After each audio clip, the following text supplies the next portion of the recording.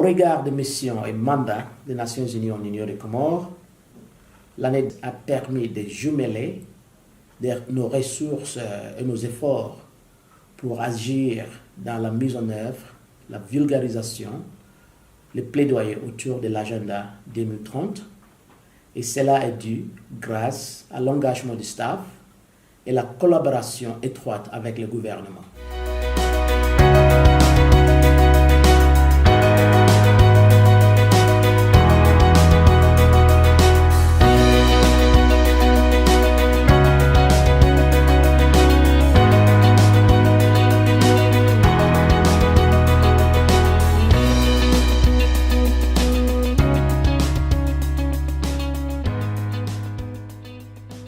Le plaidoyer des Nations Unies a abouti à la promulgation de la première loi sur le système national des aires protégées.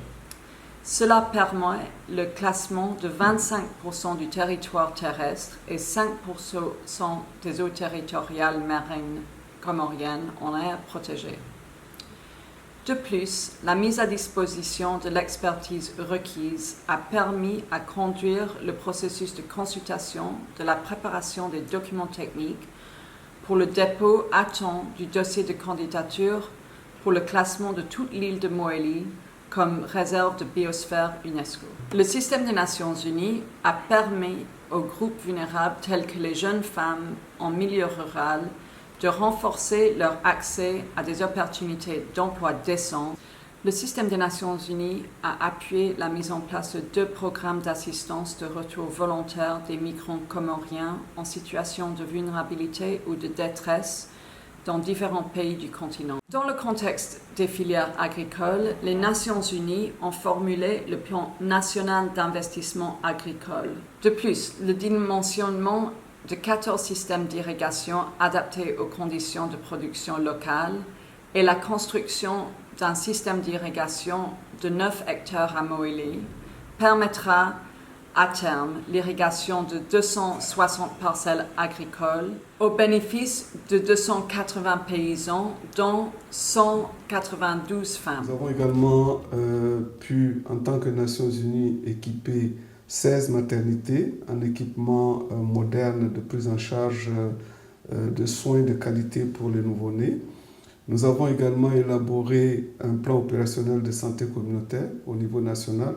Pour ce qui concerne l'éducation, les résultats sont tout aussi probants. Nous avons d'abord pu mobiliser pas mal de ressources pour le secteur. Nous avons également fourni des manuels et des fournitures scolaires dans 100% des écoles du préscolaire et du primaire aux Comores.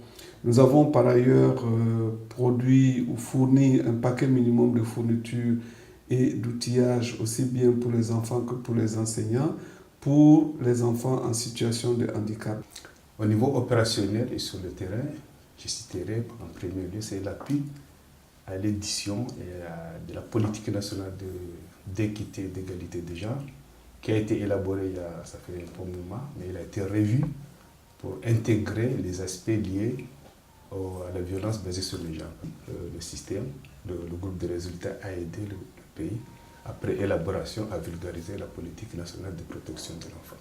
Le groupe de résultats a appuyé les centres d'écoute, les services d'écoute, à prendre en charge psychologiquement, juridiquement et au niveau santé 255 enfants et femmes victimes de viols, de violences basées sur le genre. Nous avons appuyé, formé et animé les réseaux des jeunes leaders pour la paix et les femmes médiatrices pour la paix pour essayer d'accompagner le pays dans les aspects de sensibilisation et pour promouvoir la paix au niveau du pays. Donc il fallait aussi continuer cet aspect au niveau aussi des rapports pays, qu'on appelle le rapport l'examen périodique universel. Comme vous le savez aussi, qui a été défendu dernièrement, le ministre de la Justice a pris part. Le thème des Nations Unies a appuyé les autorités nationales et les communautés à pouvoir mettre en œuvre toutes les résolutions et recommandations prises au cours des grands sommets mondiaux sur la santé, l'environnement, le changement climatique.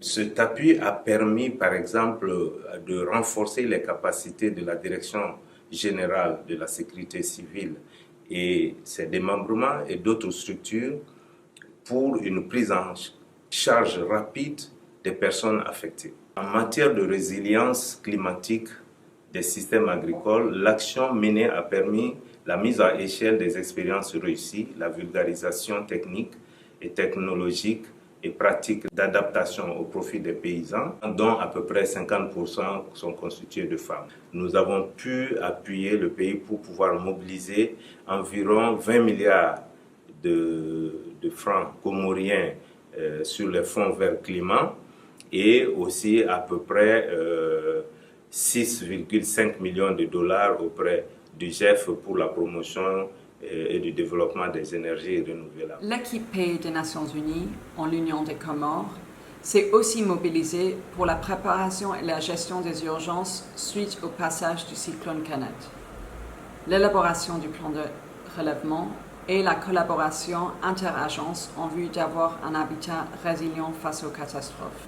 Nous avons aussi accompagné le gouvernement dans l'évaluation des capacités pour la réduction des risques et catastrophes futures. Le système des Nations Unies aux Comores est très fier d'avoir accompagné le gouvernement dans la réalisation du conférence des bailleurs à Paris en décembre de l'année dernière, également d'avoir accompagné le gouvernement dans l'élaboration du plan Comores émergent. Plus de poursuivre nos actions sur cette dynamique et d'être au service de la population comorienne, le but sera également consacré à l'opérationnalisation des réformes de l'ONU.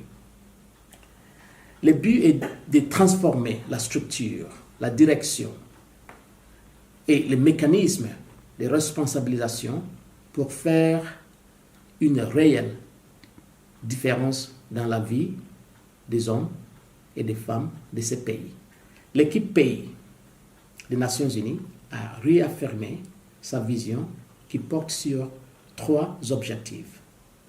Premièrement, mettre les Comores au devant de la scène internationale à travers l'engagement des partenaires, la mobilisation des ressources et une meilleure communication en mettant l'agenda de développement comme priorité. Deuxièmement, faire des Nations Unies les principaux interlocuteurs et partenaires de choix de tous les acteurs du pays. Et troisièmement, assurer une bonne transition vis-à-vis de la mise en œuvre des réformes du système des Nations Unies. Tous ces résultats seront atteints avec le concours et l'implication de tout un chacun.